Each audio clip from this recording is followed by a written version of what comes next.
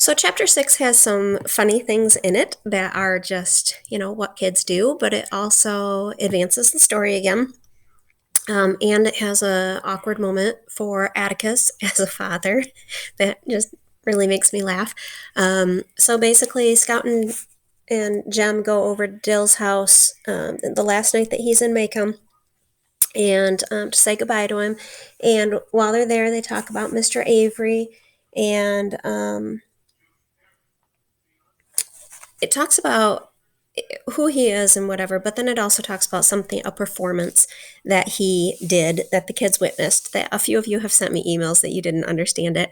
I love teaching this part in class because it always leads to some pretty funny stories and conversations.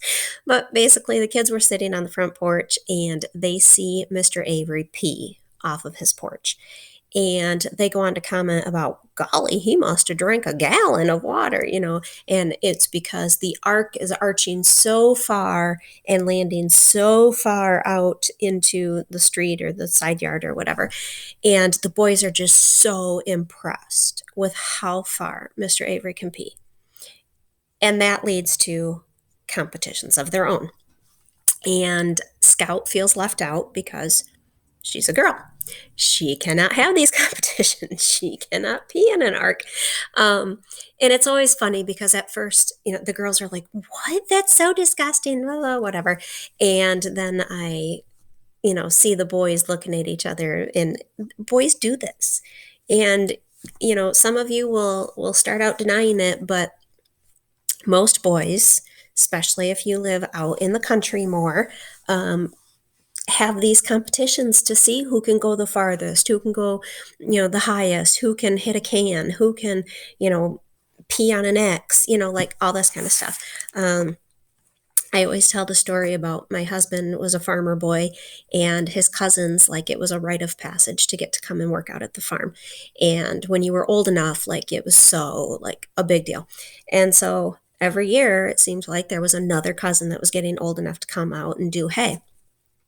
So the first summer that I was there, two of the cousins were old enough, and my husband, which we were only dating at the time, but he was like, all right, so in order to show that you're man enough to be able to go out and bale hay, first you have to pass the test. And they were like, the test? And, the other boys on the wagon are laughing and whatever. And basically, he told them that they had to be able to pee and hit the first wire of this barbed wire fence, or this wire fence, for the cow pasture. And if they could, hit that they were man enough to get to come out and bale hay. And the other cousins are all standing back, just kind of, smirking and whatever. So these boys go and pee, but what he didn't tell them was that it was a live electric fence, and water conducts electricity back to its source. Zzz. Yes, every single boy in that family got tricked into doing this and got zapped and didn't tell the other ones because they wanted them to get it too. So, just one example of boys being boys. So that's all that story was for, is just to show you boys being boys. Now it leads into Scout, why don't you just go on home? And she's like, what? Why? Well, they have a plan, and they're gonna go do something, and they don't want Scout to go to to um to tell on them. And um, basically, their plan is that they want to go peek in the window and get a look at Boo Radley just to see what he looks like. And she's like, no, we shouldn't, and Jem says, okay, then go on home. You don't have to come along, Angel May. So, doing the whole like making fun of her for being a girl. Let's see. We're just gonna go They try to send Scout to go home. Sorry, I'm on page 51. And basically, they were going to go look in the loose shutter and see if they could get a look. Page 51. And if I didn't want to go with them, I could go straight home and keep my fat, flopping mouth shut. Again, the kind of language that it children would use, especially a brother to a sister. That was all. But what in the Sam Holy Hill did you wait till tonight for? And he gives you some reasons that I asked for in your worksheet. Number one was that they're doing it at night because nobody could see them. Another reason is that at night Atticus will be so deep into a book that he won't hear any noise. Another reason is because if Boo Radley kills them, at least they'll miss school instead of summer vacation. And the last one was that it's easier to see into a dark house in the dark than it is in the daytime. So she tells them, Jem, please, like she doesn't want him to do this. And he says, I'm telling you for the last time, shut your trap or go home. I declare to the Lord, you're getting more like a girl every day. That's kind of like a dare. Like she has to prove that she's not getting more like a girl every day and that she needs to go with them. So basically, they go in through the backyard. There's a fence all the way around the Radleys' yard.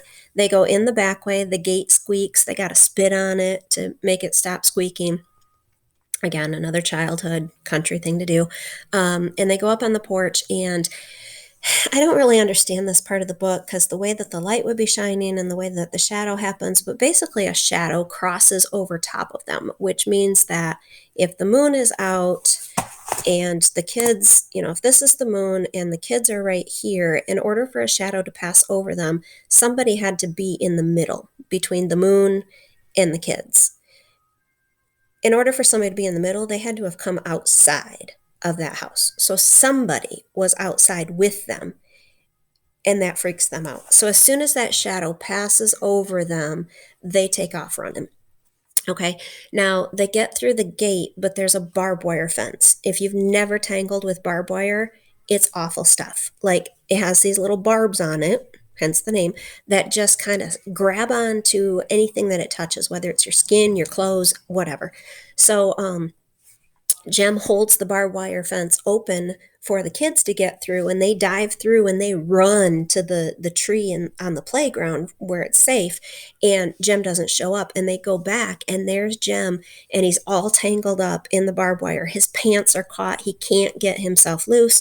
The more he struggles, the more tangled he gets, and so finally he just takes his pants off and leaves them tangled and hanging in the fence, and he just runs to that tree, and the kids are all panting, and then there's a gunshot that goes off while they were coming through the yard. I mean, this is all like really scary stuff.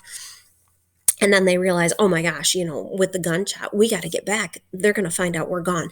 So they run back to the house. But when they get back to the house, they see that the neighbors are all down in front of the Radleys out by the front gate, standing under the lamp light from the pole. And so they're like, oh my gosh, we better get down there. Or if we don't show up to something like this, they're going to really think that's strange. So they're trying to cover their tracks. So they go down there and they just kind of wedge into the circle. And there's Mr. Nathan Radley. Now understand that anytime it says Mr. Radley, it was Boo's dad. Mr. Nathan Radley is his brother. And the brother comes when Mr. Radley, the father, dies. And the brother continues to keep Boo inside, or Boo continues to stay inside, however you want to look at it, even when the brother comes instead of the dad being there. So he seems to be nicer. He at least says hi to the kids when he walks by. You'll get that in another chapter. But he's standing there with a shotgun broken open across his arm. He's obviously the one that did the shot. And the kids are like, oh, what's going on? And, oh, well, he saw a black person in his garden and he shot at him. And he says the next time he hears a sound, he's not going to aim high. He's going to aim to kill. And the kids are like, oh, and just then, Miss Stephanie, town gossip, she turns, and as she's telling this story to the kids,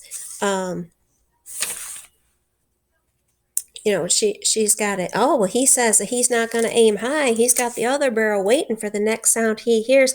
And then all of a sudden she yells, Jem Finch! And he's like, ma'am? And Atticus speaks up. And as a parent, I just feel so bad for Atticus. He just wants to live a peaceful life. And instead he says, where are your pants, son? Uh, Pants, sir? Pants. It was no use. In his shorts before God and everybody, I sighed. So he struggled out of his pants. He's standing there in his boxer shorts and in front of the neighbors outside on the sidewalk. And Atticus has to say, "Where are your pants?" Like sometimes as a parent, you say things that you never thought you would say. This is one of those lines.